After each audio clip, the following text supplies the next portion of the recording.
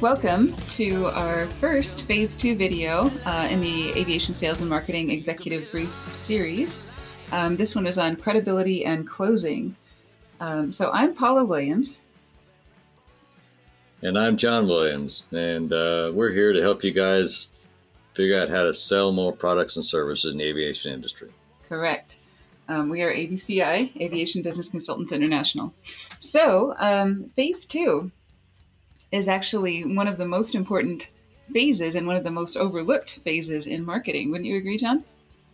Yeah, everybody wants to do Phase 1 and they forget everything else. Exactly. And we really recommend that our clients and most people in the aviation industry spend about 50% of their time and effort on Phase 1 and then divide the other 50% between Phase 2 and Phase 3, depending on their company. That's what we recommend. That's not what people typically do. Exactly.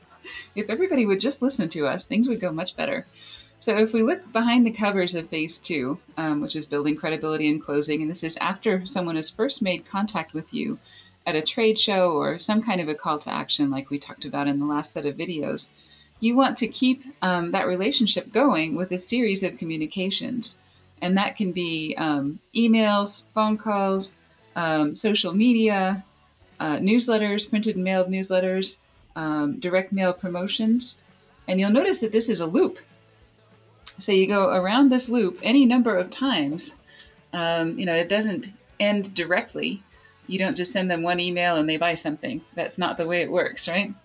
And then when they do buy something, you drop down to Phase 3. So you're always doing something. Exactly. So Phase 2 lasts as long as it's going to last, and that really has more to do with the customer than it has to do with you. And unfortunately, a lot of people don't believe these statistics. They don't, actually. No, and they are pretty unbelievable, but they're really true. And we are really terrible consumers, aren't we, John? Huh. Well, I'm not so bad, but John's really, really bad. As far as in fact, we had some curtains done recently, and it took, we were talking with the sales lady, and, we were talking about how much time it takes to make a sale. And we actually weren't terribly picky or anything else. No, she absolutely didn't believe it. And I said, well, now let's just think about it. First contact, we stopped by the store. Second contact, you called us. Third contact, you came out here, and we still haven't purchased anything. Fourth contact is when you're going to go back and give us an estimate on what we think we want. And in the fifth time around, we'll come out here and we'll see what you've got, which one, so forth. So it'll be at least 5 times before we sign a check. And we won't actually do that until the 6th time at least, because they're going to come out here and install. Exactly. So, it may seem like a lot, but not every single one of these is you calling the prospect to say, so, are we ready to go? You don't want to be that direct about any of these contacts. And then the last line there says 80% of sales are made on the 5th to 12th contact. That even works with the draperies that we're going to put in the house. Right. And aviation products and services are much more complex and are usually much worse than what we just saw. So time, if we put that in, not in the number of contacts, but in the context of time, we figured out our average is about 7.2 months that people are in our Phase 2, from the time they download our ebook to the time that they make a purchase. And most aviation companies that we heard back from when we put out that email on Monday were somewhere in that range. And, some were saying, oh, it takes years, 8 months, 10 months, a year, 2 years, and so on. And we even have had people take up to 4 years in our Phase 2. So that's why it really needs to be sustainable and cost effective, because deals close when the customer is ready, not when we're ready to make a sale. And that's why we have to have a lot of folks in the pipeline, and we have to have a really effective and hopefully automated Phase 2.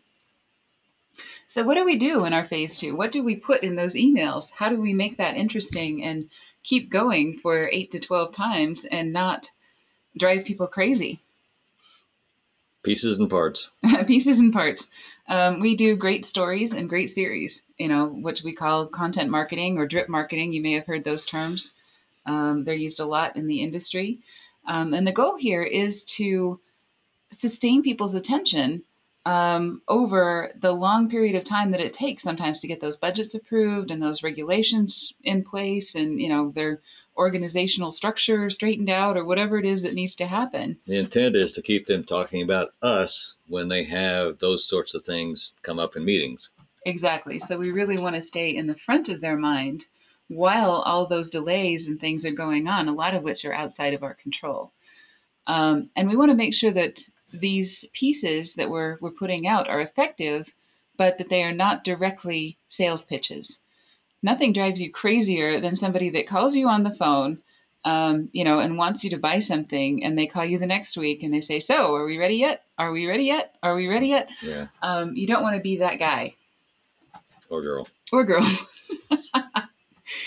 So you really want to do pieces that are educational and that help overcome those objectives. Objections, excuse me. So, someone may have a misgiving, and if you provide a piece of information that fills in a blank for them or overcomes some kind of anxiety, that really helps. So what can these be? Customer success stories. Exactly. Those are always really effective because they tell real stories of real people. And customers often really like doing these because it brings attention to their business as well in business-to-business sales. So, doing an interview with maybe a customer that has really benefited from your product and now has an option that makes them more attractive to their customers.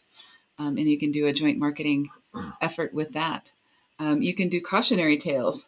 We've got one going on from one of our clients called Tales from the Logbook Files that tells scary stories of what happens when people misplace, burn, have stolen, or have held for ransom the logbooks from their aircraft. And so that can be really entertaining. While making a point. While making a point. And the one thing that you really want to do is put yourself in the shoes of your customer and say, what do they want to know? Not necessarily what do I want to tell them, but what's really going to capture their attention. Another idea is to have a tip of the week or tip of the every other week or the month or something like that. But weekly is the most effective as far as we've seen in terms of staying front of mind for people. So a couple that we've tried with clients with good success are cold weather flying tips for Tanis aircraft. And that's not just about their preheat systems. They actually do tips about having a survival kit in the airplane, blocking your skis so that you're not sticking to the ice when you land on ice or snow. Lots of things that have nothing to do with their preheat system, but they are things that are interesting to their clients. Some of them do correlate to their products, but not all. Exactly. So you want to have a really good balance between being helpful and, promoting your product. And you can say this is, sponsored by Tanis Aircraft Products or sponsored by Aerostar Flight Services. So, you have those things. Another idea is to have things that are a regular feature each week, like Testimonial Tuesday, Webinar Wednesday, where you produce a short video like this one, maybe a tutorial on your product or something.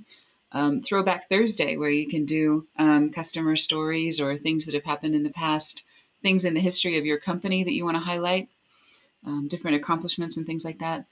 Flightline Fridays, you could do, here are things that happen on the flight line as a result of our product or something similar.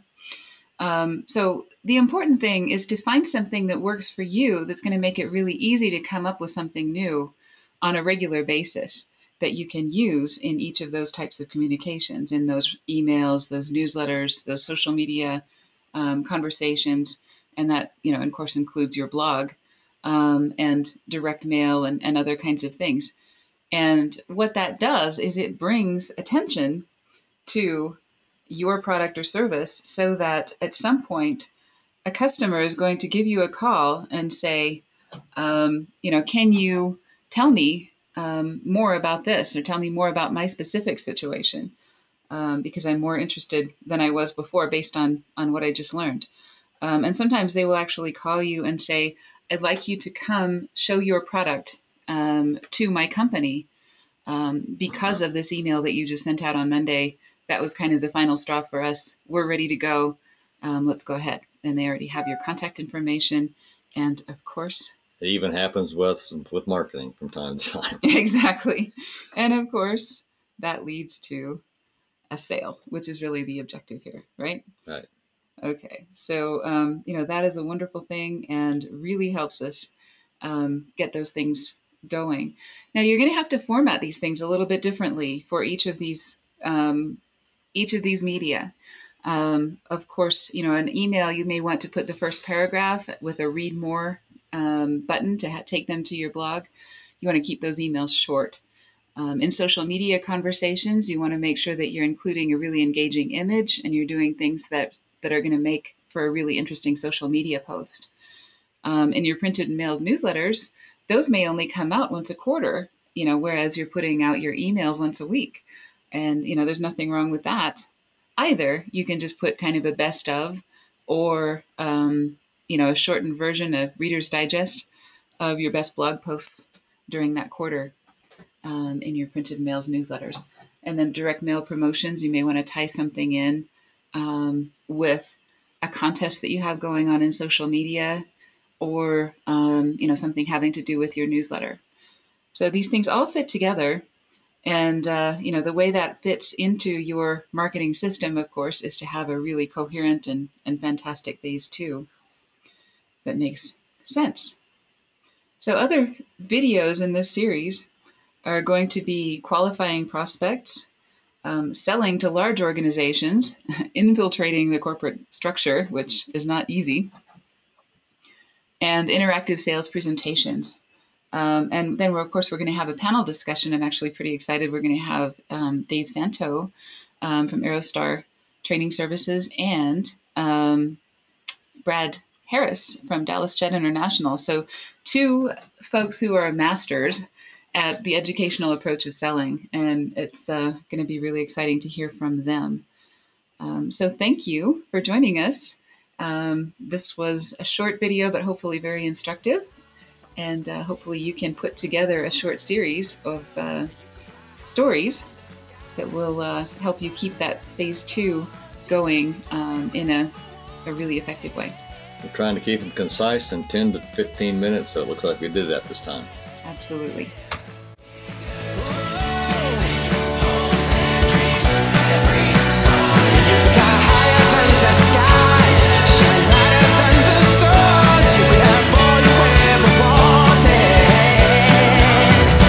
You could.